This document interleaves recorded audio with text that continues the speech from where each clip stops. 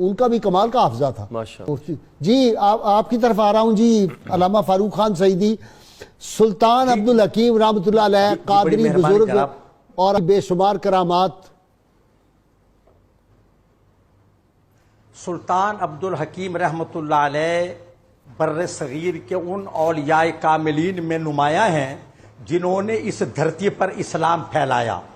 آپ کی ولادت 1085 ہجری میں ضلع خانوال میں ہوئی، اور اتفاق دیکھیے کہ آپ ہی کے نام سے وہ ریلوے اسٹیشن جو خانوال سے فیصل آباد کو مین ریلوے لائن جاتی ہے، آپ کے نام نامی اس میں گرامی سے معنون اور منسوب ہے، اور وہ شہر بھی، وہ قصبہ بھی، وہ جرنل بس اسٹینڈ بھی آپ کے نام سے منسوب ہے۔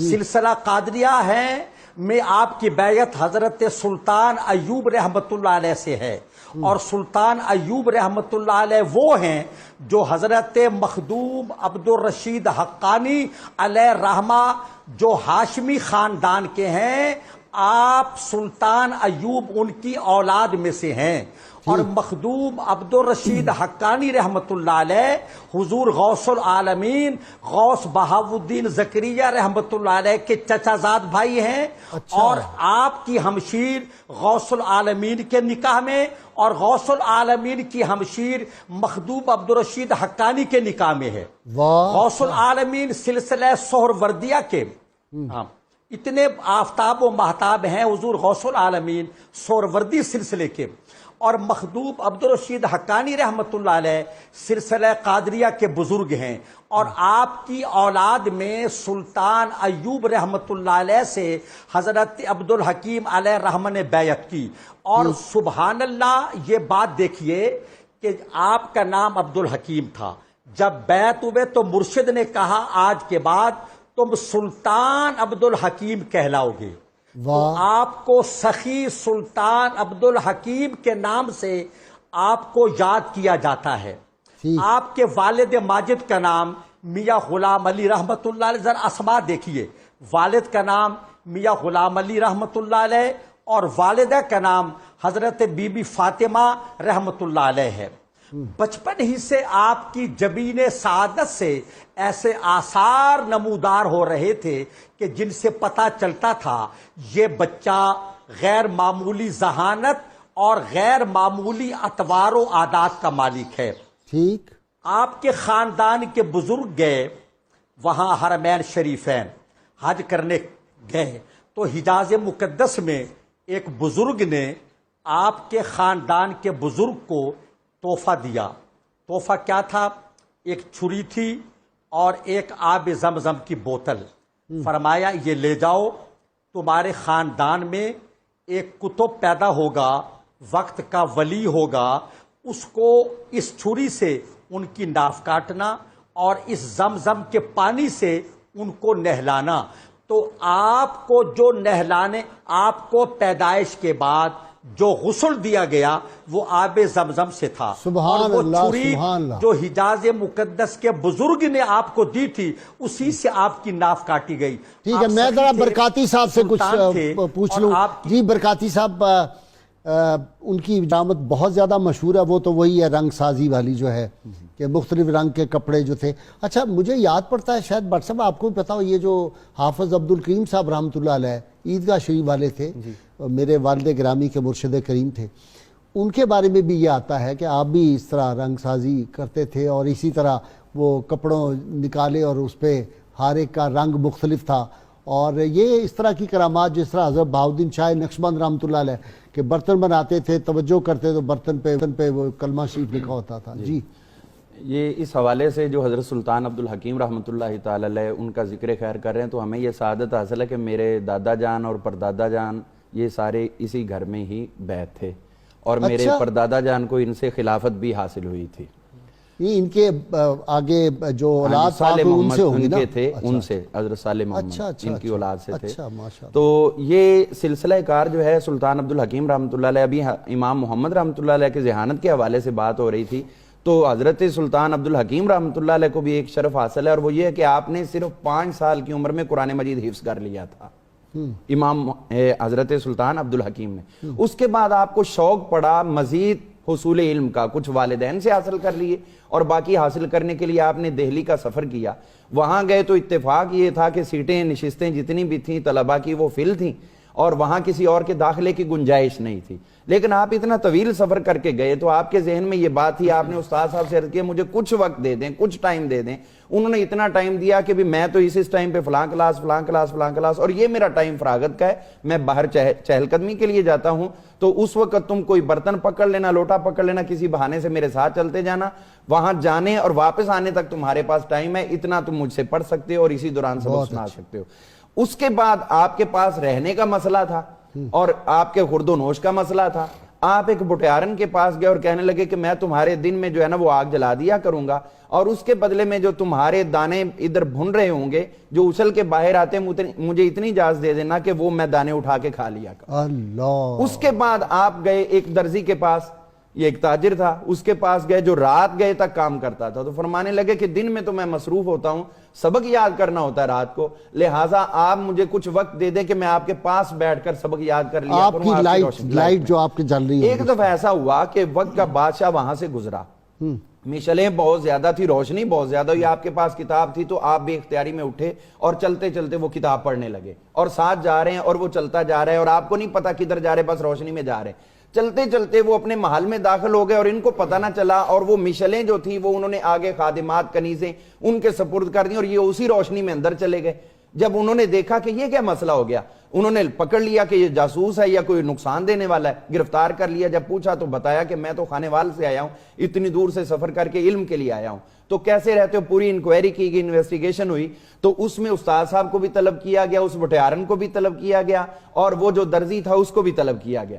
ان سے ان کے بارے میں پوچھا گیا تو استاد صاحب نے فرمایا کہ یہ اتنا ذہین بچہ ہے اور اتنے ٹائم میں میرے سے پڑھتا اور اتنے عرصے سے پڑھ رہا ہے. اس بٹیارن نے بھی یہی بات کہی کہ جو اس نے وعدہ کیا تھا آج تک اس کے علاوہ اس نے مجھ سے کوئی اور مطالبہ بھی نہیں کیا اور کچھ حاصل بھی نہیں کیا.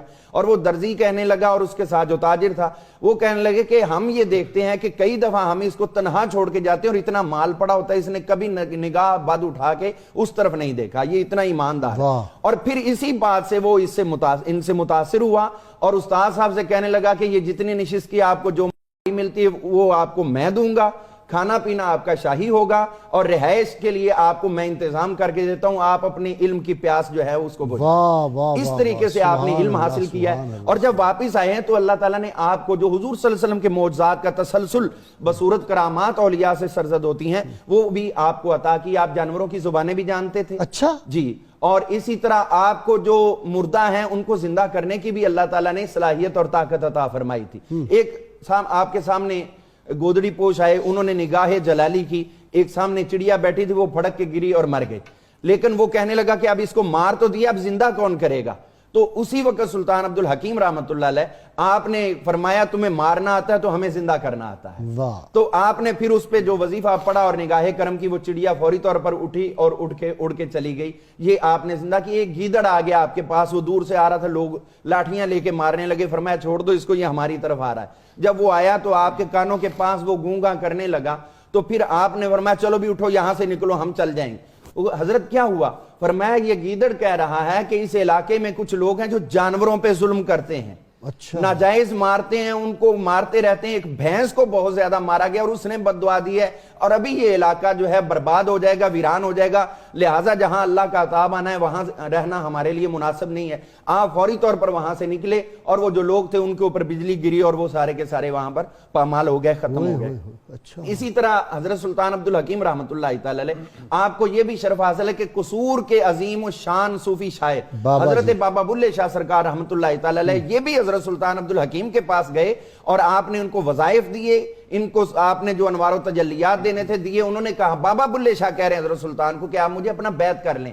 آپ نے فرمایا کہ میں نے آپ کو روحانی حصہ دے دیا ہے, بیعت کے لیے آپ کو لاہور میں شاہ عنایت قادری کے پاس جی جناب بٹ صاحب کچھ تھوڑا بہت آپ بھی حصہ ڈال دیں. محترم غازی صاحب میں یہ سوچ رہا تھا کہ یہ جتنے بھی بزرگوں کا تذکرہ ہم کر رہے ہیں انہوں نے حصول علم کتنی محنت سے, جفا کشی سے, جد و جہد سے کیا ہے. امام محمد رحمہ اللہ کو جو اپنے والد گرامی سے ترکہ ملا اس سارے کا سارا انہوں نے حصول علم پہ خرچ کر دیا. یہ اس بات کا ایک بہت بڑا پیغام ہے کہ اگر آج ہم بھی اپنی اولاد کی تربیت کے لیے اپنے مال کو خرچ کریں اور ہماری سب سے بڑی انویسٹمنٹ اولاد کی تعلیم و تربیت اور کردار سازی پر ہوگی تو یقیناً اس کے نتائج پوری امت کے لیے انتہائی نفع بخش ثابت ہوں گے۔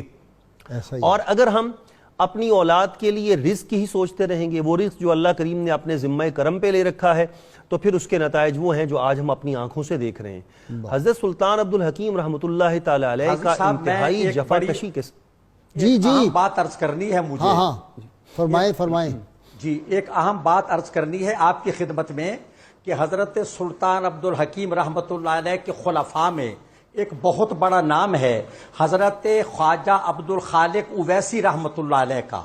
خواجہ عبدالخالق اویسی علیہ الرحمہ مرشد ہیں صاحب السیر حضرت خواجہ محکم الدین سیرانی رحمۃ اللہ علیہ کے، جن کا مزار شریف خانقاہ شریف، ہاں جی، خانقاہ شریف میں جو حضرت کا مزار ہے خواجہ محکم الدین سیرانی صاحب و سیر، ان کے چچزاد بھائی اور ان کے مرشد خواجہ عبدالخالق رحمۃ اللہ علیہ بھی آپ سے فیض یاب ہے۔ خواجہ عبدالخالق کا مزار کہاں ہے؟ حضور سلطان خواجہ عبدالخالق کا مزار رحمۃ اللہ علیہ کا اڈا بخشن خاں چشتیہ شریف کے قریب ہے۔ حضرت سلطان رحمۃ اللہ علیہ نے اپنے صاحبزادے میاں عبدالخالق رحمۃ اللہ علیہ کو ایک وصیت فرمائی تھی۔ اچھا اتفاق دیکھیں کہ میاں عبدالخالق رحمۃ اللہ علیہ حضور سلطان عبدالحکیم ذرا کلیئر کر دیں، اور سیدی صاحب ذرا کلیئر کریں، ایک عبدالخالق جو ہیں وہ ان کے خلیفہ تھے، ایک عبدالخالق ان کے بیٹے تھے، کس کی بات کر رہے ہیں اور دونوں کے مزار کہاں ہیں؟ میں عرض کر رہا ہوں کہ میاں حضرت خواجہ عبدالخالق رحمۃ اللہ علیہ جو ہیں حضرت خواجہ محکم الدین سیرانی رحمۃ اللہ علیہ کے جو مرشد ہیں، میں ان کی بات کر رہا ہوں، وہ حضور سے فیض یاب ہیں۔ اور آپ کے صاحب جی ان کا مزار اڈا بخشن خاں چشتیہ شریف، ٹھیک ہے چشتیہ شریف اڈا بخشن خاں۔ اچھا، اور حضرت سلطان رحمۃ اللہ علیہ کے جو صاحبزادے ہیں میاں عبدالخالق رحمۃ اللہ علیہ، ان سے آپ نے وصیت فرمائی تھی کہ لنگر جاری رکھنا۔ اچھا، آپ کے جو موجودہ سجادہ نشین ہیں ان کا نام بھی میاں عبدالخالق قادری ہے۔ یہ روایتی دربار نہیں ہے اور وہ روایتی سجادہ نشین نہیں۔ آپ بھی اکثر ان لوگوں کی حالت زار پر افسوس کرتے ہیں، اور اقبال نے بھی کہا تھا کہ میراث میں آئی ہے انہیں مسند ارشاد، زاغوں کے تصرف میں عقابوں کے نشیمن۔ لیکن یہ درگاہ ایسی نہیں، وہاں آج بھی علم، معرفت، روحانیت تقسیم ہوتی ہے، بہت بڑی درسگاہ ہے، وہاں رات دن لنگر چلتا ہے، اور سلطان عبدالحکیم رحمۃ اللہ علیہ کے جو سجادہ نشین ہیں میاں عبدالخالق دامت برکاتہم العالیہ، وہ خود صوفی عالم ہیں، اور ان کی اولاد میں علماء کرام وہاں بہت بڑی درسگاہ چلا رہے ہیں۔ اور مقام مسرت ہے کہ وہ خانقاہیں جو صدیوں پہلے قائم ہوئی تھی ان کا تسلسل دربار سلطان پر علی حال ہی قائم ہے، اور وہ روایتی سجادہ نشینوں میں سے نہیں ہے۔ چلے وہ تو پھر میں جاؤں گا، حضرت صاحب دیکھیں گے جب جائیں گے تو انشاءاللہ دیکھیں گے۔ جی آپ کی تو پھر حضرت عبدالحکیم رحمۃ اللہ علیہ۔ جی، حضرت عبدالحکیم رحمۃ اللہ علیہ کی کرامات جو ہیں وہ کثیر ہیں۔ ان میں ایک یہ ہے کہ ایک آپ کے ساتھ عقیدت مند تھے جو ملتان سے حاضری دیا کرتے تھے آپ کی خدمت میں۔ تو جب آپ کی خدمت میں آتے ایک دفعہ وہ آئے تو سواری سے گر پڑے، بہت زیادہ چوٹ لگی، ایجڈ بھی تھے، تو بہت تکلیف میں ہوئے۔ جب آپ کے پاس آئے تو آپ مسکرائے، آپ نے ان کے جسم پر دست مبارک پھیرا اور اسی وقت ان کی ساری تکلیف دور ہو گئی۔ اور پھر وعدہ کیا، فرمایا کہ اب اس کے بعد یہ وعدہ ہے کہ ہر جمعے والے دن میں آپ کو حضرت غوث العالم بہاؤالدین زکریا ملتانی رحمۃ اللہ علیہ کے ہاں ملا کروں گا، یہاں آنے کی حاجت نہیں ہے۔ پھر اس کے بعد آپ ان کے ساتھ وہیں پر ہی ملاقات فرماتے ہر جمعے کو، اور ادھر بھی جو ہے وہ لوگ ملاقات کرتے اور ادھر بھی ان کے ساتھ ملاقات ہوتی۔ اسی طرح ایک عورت آپ کے پاس حاضر ہوئی، کمر جھکی ہوئی، انتہائی پریشان مضمحل اس کی کیفیت، تو آپ نے فرمایا کہ بھی آپ کو کیا ہوا ہے؟ ان کی کیفیت دیکھی، کہنے لگی کیا ہوا؟ اتنا میرا خوبصورت بیٹا تھا، پیارا بیٹا تھا، اکلوتا بیٹا، اور اتنا عرصہ ہو گیا وہ غائب ہو گیا، اور وہ رو رہی ہے، کہتی تب سے مجھے سکون نہیں ہے، قرار نہیں ہے، خامند میرا موجود نہیں ہے، وہی میرا سہارا تھا، اور میں کیا کروں؟ حضرت سلطان عبدالحکیم رحمۃ اللہ علیہ آپ جو عزیز علیہ ما عنتم حریص علیکم بالمؤمنین رؤوف الرحیم کا سرکار کی امت پہ تسلسل ہے، اس وجہ سے آپ پہ بھی رکت طاری ہوئی. آپ نے فرمایا آنکھیں بند کرو. جب اس نے آنکھیں بند کی کچھ دیر تو پھر فرمایا کھولو، تو جیسے ہی کھولا تو اس کا بیٹا سامنے موجود تھا. تو میرے پچھلے ایک ہفتے سے شدید درد ہے ٹانگ میں، وہاں ان کے سجادہ نشین صاحب کو کہیں ذرا دعا کر دیں. یہ ان کے سجادہ نشینان جو ہے نا جی، وہ جس طرح سیدی صاحب فرما رہے تھے وہ اسی طرح ہی ہیں. جتنے بھی وہاں پر آپ کی اولاد میں سے لوگ موجود ہیں اور سارے بے لوث ہیں. یہ لنگر جو ہے حضرت سلطان عبدالحکیم رحمۃ اللہ علیہ، آپ نے اپنے وصال پر جو وصیتیں فرمائی تھیں ان میں یہ کہا تھا اپنے بیٹے کو کہ بیٹا کبھی بھی لنگر نہیں رکنا چاہیے. واہ، یہ ہر حال میں جاری رہنا چاہیے. قریب سے سڑک گزر رہی تھی، وہاں بندے بٹھائے جاتے تھے جو گزرتے تھے، ان کو پکڑ پکڑ کے لا کے لنگر کھلایا جاتا تھا. یہ آپ کا فیضان تھا اور اس کی یہ برکتیں ہیں کہ آپ مخلوق خدا کی خدمت کرو تو اللہ تعالیٰ جو ہے وہ آپ کو مخدوم بنا دے گا. حضرت سلطان عبدالحکیم رحمۃ اللہ تعالی علیہ، آپ کے بارے میں ایک اور بات میں خصوصیت سے عرض کرنا چاہوں گا کہ آپ جو ہیں اپنی ظاہری حیات طیبہ کے اندر عقیدے پر بہت مضبوط اور منضبط تھے. آپ نے عقیدے کی اصلاح بھی فرمائی اور دوسروں کو بھی، اور یہ آپ کی وصایا میں موجود ہے.